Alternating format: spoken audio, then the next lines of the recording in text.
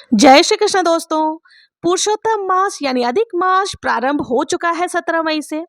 और पुरुषोत्तम मास में स्नान, दान और दीपदान करने का विशेष महत्व बताया गया है। विशेषकर दीपदान का तो देखिए बहुत से लोग हैं जो दान पुण्य करते हैं, लेकिन कई सारे लोग सुबह जल्दी उठकर स्नान नहीं कर पाते, व्रत धारण नहीं कर पाते, कुछ बहुत अधिक दान करने की सामर्थ्य भी नहीं है। ऐसे में भी अगर आप कोई दूसरा पुण्य कर्म नहीं कर पा रहे हैं तो मात्र अधिक मास में दीपदान करने से आपकी समस्त मनोकामनाएं पूर्ण हो सकती हैं।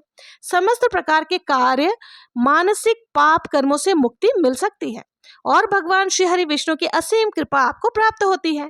जीवन से अंधेरे दूर होते हैं, जीवन के कष्ट समाप्त होते हैं। अगर आप बहुत अधिक परेशानियों में हैं और परेशानी से बाहर निकलने का आपको कोई भी रास्ता नहीं सूझ रहा, तो आपको दीपदान अवश्य ही करनी चाहिए। वैसे तो हम कभी भी दीपदान करें श्रेष्ठ फल ही प्राप्त होती है, लेकिन अधिक मास में जो हम दीपदान करते हैं उसका फल अनंत गुना होकर होता है। शास्त्रों के अनुसार अधिक मास में दीपदान करने का फल तीर्थ स्थान में दान करने से भी ज्यादा पुण्य प्रदान करने वाला है। मलमास में दीपदान करने से धन धान्य, ऐश्वर्य, पुत्र और पौत्र समृद्धि की भी प्राप्ति होती है। देखिए, पुरुषोत्तम मास में आप सिर्फ भगवान की ही नहीं 33 कोटि देवताओं की कृपा भी अगर चाहते हैं तो 33 दीपक की इस महीने में विशेष परंपरा बताई गई है, जिसका संबंध 33 कोटि देवताओं से होता है, जिसमें 8 वसु, 11 रुद्र, 12 आदित्य और 2 अश्विनी कुमार, ये 33 दीपक सीधे 33 कोटि देवी देवताओं तक अपनी प्रार्थना को पहुंचाते हैं। सनातन परंपरा में दीपक नकारात्मक ऊर्जा से सकारात्मक ऊर्जा में बदलने का प्रतीक माना जाता है। ऐसा करने से भगवान के साथ साथ समस्त देवी देवताओं का वरदान भी हमें प्राप्त होता है। सबसे पहले ये जान लेते हैं कि दीपदान कब से प्रारंभ करना है, मतलब किस दिन से दीपदान प्रारंभ करें। देखिए, अधिक मास का प्रारंभ 17 मई से शुरू हो चुका और 15 जून तक रहने वाली है। तो पूरे महीने अर्थात पूरे अधिक मास में प्रतिदिन हमें दीपदान करना चाहिए। नियम के अनुसार तो प्रथम दिवस से लेकर अंतिम दिन तक अधिक मास में प्रत्येक दिन आपको दीपदान करना है। जैसे मान लीजिए कई लोगों का प्रश्न आता है कि हम पहले दिन प्रारंभ नहीं कर पाए हैं, जैसे 2 दिन बीत चुके हैं, तो हमें पता ही नहीं था या किसी भी कारणवश हम नहीं कर पाए या स्वस्थ होने के कारण नहीं कर पाए या पीरियड्स की वजह से नहीं कर पाए, तो कुछ दिनों में दीपदान ना कर पाए हो तो क्या हम बाद में दीपदान कर सकते हैं? तो जी हाँ, बिल्कुल कर सकते हैं। मतलब जिस दिन भी आप जान लेते हैं या जिस दिन भी आपको जानकारी प्राप्त होती है कि दीपदान करना चाहिए, उसी दिन से आप दीपदान करना शुरू कर सकते हैं। या फिर जैसे अगर आप पीरियड की अवस्था में हैं तो जब आप शुद्ध हो जाते हैं उस दिन से शुरू कर सकते हैं। जैसे कई भक्त हैं जो बहुत दिनों तक अपने घर से बाहर हैं, छुट्टियां पड़ी हुई हैं बच्चों की, तो उनको ये होता है कि हम वहां पर दीपदान कर सकते हैं या नहीं, जहां पर भी हैं। तो जी हाँ, आप जहां हैं वहीं पर भी दीपदान कर सकते हैं। अगर आप चाहते हैं कि हम घर आकर दीपदान करना प्रारंभ करें, तो जिस दिन आप घर आते हैं अधिक मास के अंदर, अगर आप घर वापस लौट आते हैं तो अपने स्थान पर आते हैं, उस स्थान पर आकर आप दीपदान करना प्रारंभ कर सकते हैं। देखिए, ऐसा नहीं है कि पहले दिन आपने दीपदान नहीं किया तो आप नहीं कर सकते। पहले के कुछ दिनों में अगर आप दीपदान नहीं भी कर पाए हैं तो आगे नहीं कर सकते, ऐसा बिल्कुल नहीं है। आपकी जब सुविधा हो, देखिए कुछ ना करना से कुछ करना हमेशा ही बेहतर होता है। तो आप जिस दिन से शुरू करना चाहते हैं उसी दिन से प्रारंभ कर दें। और अगर सब कुछ ठीक है तो आपको पहले दिन से ही ये नियम का संकल्प के साथ दीपदान का प्रारंभ करना चाहिए। अब देखिए, कई सारे भक्त पूछते हैं कि दीपदान हम किस विधि से करें, किस समय करें। तो सबसे पहले बात करते हैं समय के बारे में। देखिए, दीपदान अंधेरे में किया जाता है, मतलब सुबह ब्रह्म मुहूर्त में आप कर सकते हैं, जैसे सूर्योदय होने से पहले आप दीपदान कर सकते हैं। देखिए, दीपक जलाने का यही मकसद होता है कि अंधेरे में प्रकाश फैलाना। तो आपको ब्रह्म मुहूर्त में ही दीपदान करना है, और नहीं तो आप शाम को संध्या काल में, गोधूली बेला में भी आप दीपदान कर सकते हैं। कहाँ दीपदान करें? तो देखिए, दीपदान आप अपने घर के मंदिर में कर सकते हैं, घर के मुख्य द्वार पर कर सकते हैं। अगर आपके घर के आसपास कोई मंदिर हो तो मंदिर में जाकर भी दीपदान कर सकते हैं। वट वृक्ष हो तो वहां कर सकते हैं, या घर के आसपास में पीपल का वृक्ष हो, आंवले का कोई भी देव्य वृक्ष हो तो वहां पर भी आप जाकर दीपदान कर सकते हैं। घर में तुलसी माता विराजित है तो तुलसी माता के पास आप दीपदान कर सकते हैं। प्रतिदिन आकाश दीपदान आप जरूर से करें। जैसे हम कार्तिक मास में दीपदान करते हैं, आकाश दीपदान घर की छत पर, बालकनी में, किसी भी खुले स्थान पर आपको दीपदान जरूर से करना चाहिए। अपने पितरों के निमित्त और भगवान श्री हरि विष्णु का स्मरण करते हुए घर के आसपास कोई जलाशय हो, कोई नदी हो, कोई पोखर हो, कोई भी जल का संसाधन हो, तो मतलब जहाँ जल है वहां पर भी आप जल के किनारे दीपदान कर सकते हैं। वैसे तो दीपदान कई प्रकार से होते हैं, कई स्थानों पर होते हैं, लेकिन इतना सब नहीं कर पाते अभी हम गृहस्थ में रह करके। तो देखिए मतलब इतनी जगह आप जाकर दीपदान नहीं भी कर पाते हैं, तो जैसे कि गौशाला में भी आप दीपदान करने का विधान है, लेकिन हर किसी के आसपास में ये चीजें उपलब्ध नहीं है। तो आप ऐसे में प्रतिदिन अपने घर के मंदिर में भगवान श्री हरि विष्णु के निमित्त दीपदान जरूर से करें। पुरुषोत्तम मास भगवान श्री हरि विष्णु को समर्पित होता है, भगवान श्री कृष्ण को समर्पित होता है, तो आप भगवान श्री हरि विष्णु के निमित्त आपको प्रतिदिन एक दीपदान जरूर से करना चाहिए। घर के मंदिर में प्रतिदिन संध्या वंदन करते हैं, तो कई लोगों के प्रश्न आते हैं कि जब हम संध्या वंदन कर लिए, दीपदान करते हैं, तो क्या वही दीपदान माना जाएगा? जो दीपक हम रोज प्रज्वलित करते हैं उसके अलावा अलग से हमें एक दीपक लेना होगा, जो हम शाम को संध्या वंदन के बाद दीपक जलाते हैं, उसके अलावा अलग से एक दीपक लेकर श्री हरि विष्णु के निमित्त आपको प्रज्वलित करना है। अब दीपक चाहे तो मिट्टी का ले सकते हैं, या फिर आप चाहे तो किसी भी धातु का दीपक भी ले सकते हैं। घर के आसपास कोई मंदिर है तो मंदिर में मैंने पहले ही बताया जाकर दीपदान जरूर से करें। देखिए पॉसिबल हो तो जाइए, क्योंकि मंदिर में दीपदान का फल बहुत ज्यादा होता है। तो अगर घर के आसपास मंदिर है तो वहां जाकर के श्री हरि के निमित्त आप दीपदान कर सकते हैं, और अगर नहीं जा सकते हैं तो आप घर के मंदिर में भी जरूर से दीपदान कर सकते हैं। शिव जी का मंदिर हो, शिव जी के लिए दीपदान कर दीजिए। तो मंदिर में दीपदान आप कर सकते हैं। आप चाहे तो मंदिर में जितने भी देवी देवता विराजित है उनके नाम पर भी दीपदान कर सकते हैं, मतलब अलग अलग कई सारे दीपक एक साथ आप ले जाकर प्रज्वलित कर सकते हैं, जितनी आपकी इच्छा हो। दीपक आप मिट्टी के भी ले सकते हैं, आटे का भी बनाकर ले जा सकते हैं, ठीक है। और तिल के तेल या घी का अगर आपके पास उपलब्ध हो, वैसे देखिए पुरुषोत्तम मास में तिल के तेल का दीपदान बहुत अधिक महत्वपूर्ण बताया गया है। तो अगर आपके पास तिल के तेल है तो आप तिल के तेल का दीपक प्रज्वलित कर दिए, नहीं तो गाय के शुद्ध घी तो सबसे ज्यादा उत्तम होता है, उसका भी आप प्रयोग कर सकते हैं। सरसों के तेल का दीपदान नहीं किया जाता, मतलब उग्र देवताओं के लिए सरसों के तेल का प्रयोग किया जाता है। बाकी जो शुभ देवता होते हैं उनके लिए तिल के तेल का या घी का ही प्रयोग किया जाता है। अब अगला प्रश्न आता है कि खड़ी बाती करें या गोल बाती करें या लंबी बाती करें। तो आपके पास जो भी उपलब्ध हो, जो बाती आप प्रतिदिन पूजा में प्रयोग करते हैं, आप उनका प्रयोग दीपदान में कर सकते हैं। तो इसको लेकर संशय नहीं करना है। अब दीपदान करते हैं तो दीपक के नीचे आपको जरूर कुछ ना कुछ रखना चाहिए, चाहे आप पुष्प रख सकते हैं या थोड़ा सा अक्षत आप जरूर से रख दें, क्योंकि खाली दीपक को जमीन पर सीधा नहीं रखा जाता है। इस बात का आपको विशेष ध्यान रखना है, ठीक है। अब घर के मुख्य द्वार पर आपको प्रतिदिन आप अगर दीपदान करना चाहते हैं तो बहुत उत्तम है। अब अगला प्रश्न आता है कि प्रतिदिन कितने दीपक हमें प्रज्वलित करना आवश्यक है। देखिए ऐसा कोई जरूरी नहीं है, नियम है, आप अपनी इच्छा है।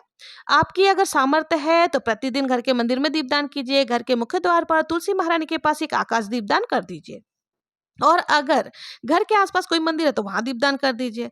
तो ये 5 दीपदान अगर आप प्रतिदिन करते हैं ना, यानी कि एक घर के मंदिर में, एक तुलसी जी के पास, एक मंदिर में जाकर के एक आकाश दीपदान, और आप अपने मुख्य द्वार पर, इस तरह से 5 दीपदान अगर आप प्रतिदिन करते हैं तो विश्वास कीजिए किसी भी कामना से अगर आप कर रहे हैं ना तो आपकी कामना पूर्ण होती है। अगर कोई कामना नहीं करते, निष्काम भाव से करते हैं, तो आपके काम भी, जो भी काम नहीं बन रहे वो भी बनने लग जाते हैं और पुण्य फल संचित भी हो जाता है। एक मास में एक नियम होता है 33 दीपदान करने का। इसमें बहुत सारे प्रश्न आते हैं कि 33 दीपदान हम कब करें, कैसे करें, और क्या प्रतिदिन 33 दीपदान हमें करने हैं। देखिए आप चाहे तो कर सकते हैं, इसमें कोई दोष नहीं है, मतलब अच्छा ही होगा। लेकिन अगर आपको इस 33 दीपदान के लिए क्या करना है, कच्चा सूत ले लीजिए, जो कच्चे सूत होते हैं जिनका प्रयोग हम करते हैं बाती बनाने में, जिनसे कि हम कार्तिक मास में 365 बाती बना करके दीप प्रज्वलित करते हैं ना, उसी प्रकार से कच्चा सूत ले लेना है और उसमें 33 सूत की दीपक आपको बाती यानी बनानी है। हाथ में लपेट लपेट करके टुकड़े टुकड़े करके आपको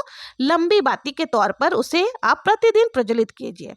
इस प्रकार से जैसे मैं यहाँ पर बता रही हूँ, तो 33 बाती का दीपक आप प्रज्वलित कर सकते हैं, घी तेल और आप अपनी इच्छा से।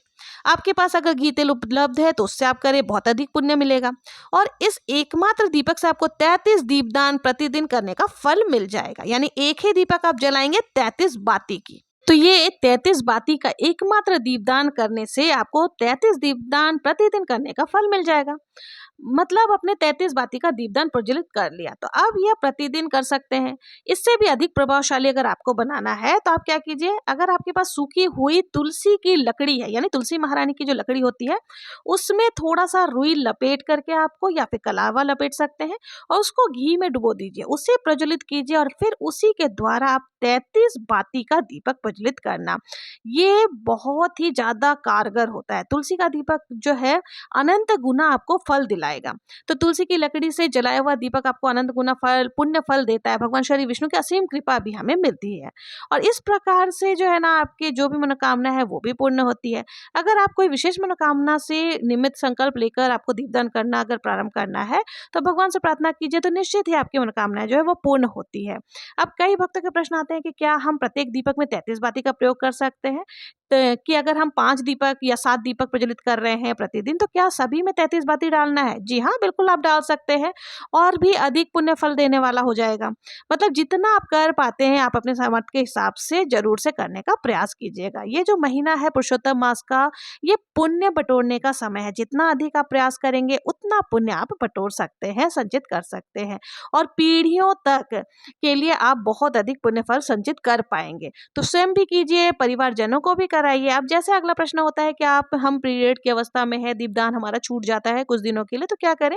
देखिए, जैसे हम कार्तिक मास में करते हैं ना, कुछ दिनों के लिए अगर दीपदान छूट जाते हैं तो अंत के जो दिन होते हैं ना, 5 या जो भी बीच के शुभ दिन होते हैं, उनमें हम दीपक को या फिर कोई भी नियम को पूर्ण कर लेते हैं। इसी प्रकार से आप लोग भी कर सकते हैं। अब एक प्रश्न, जैसे कि कई भक्त कहते हैं कि हम प्रतिदिन 33 बाती का दीपदान नहीं कर सकते, तो ऐसे में हम क्या करें? तो देखिए, जरूरी नहीं है आप प्रतिदिन करें, मतलब कर पाते हैं तो बहुत ही श्रेष्ठ है, नहीं तो कुछ शुभ तिथियां होती है जैसे एकादशी, अमावस्या, पूर्णिमा, अष्टमी, ऐसे जो शुभ तिथियां आएंगी ना, उनमें आप दीपदान कर सकते हैं।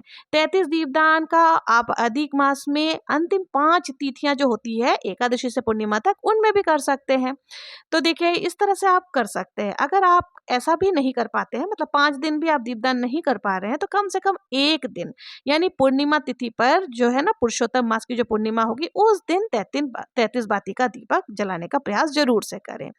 अच्छा, तो अब बहुत सारे लोगों का ये भी प्रश्न होता है कि दीपदान क्या होता है? देखिए, दीपदान होता है दीप को प्रज्वलित करके भगवान को समर्पित करना। एक दीपक लीजिए, उसमें बाती डालिए, घी डालिए और भगवान श्री हरि विष्णु को स्मरण करते हुए प्रज्वलित कर लीजिए और भगवान से प्रार्थना कीजिए कि हे श्री हरि विष्णु, हे पुरुषोत्तम भगवान, आपको मैं पुरुषोत्तम मास में दीपदान समर्पित कर रही हूँ या कर रहा हूँ। आप दीपदान जो करना, बहुत से लोग सोचते हैं कि दीपक उठा के किसी को दान करना, नहीं, ऐसा नहीं होता। प्रज्वलित करके आपको भगवान के समर्पित करना है, ठीक है। अब बात करते हैं कि अगर आप दीपदान करना प्रारंभ करते हैं, यानी नियम लेते हैं, तो दीपदान का संकल्प कैसे लेना है? देखिए, दीपदान करने से पहले भगवान से प्रार्थना कीजिए, विधि विधान से उनकी पूजन कीजिए और उसके बाद श्री हरि विष्णु पुरुषोत्तम भगवान, आपकी कृपा, आपकी प्राप्ति के लिए, आपकी प्रसन्नता के लिए मैं ये आपके निमित्त पुरुषोत्तम मास में दीपदान आपको समर्पित करूंगा या करूंगी।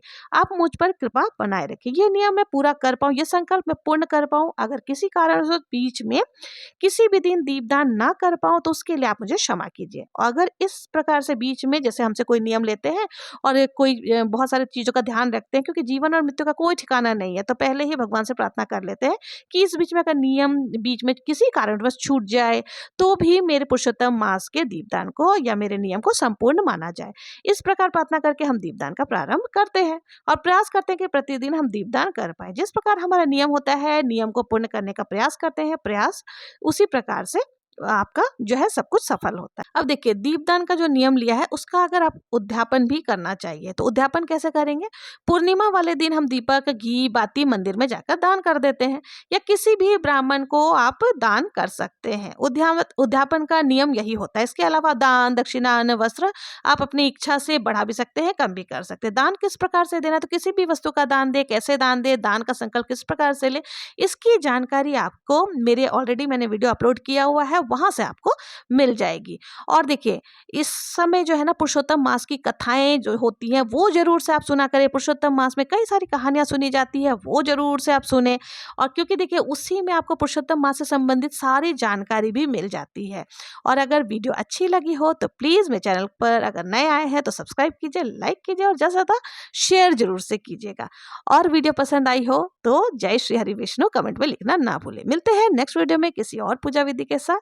तब तक के लिए जय श्री कृष्णा, जय श्री हरि विष्णु।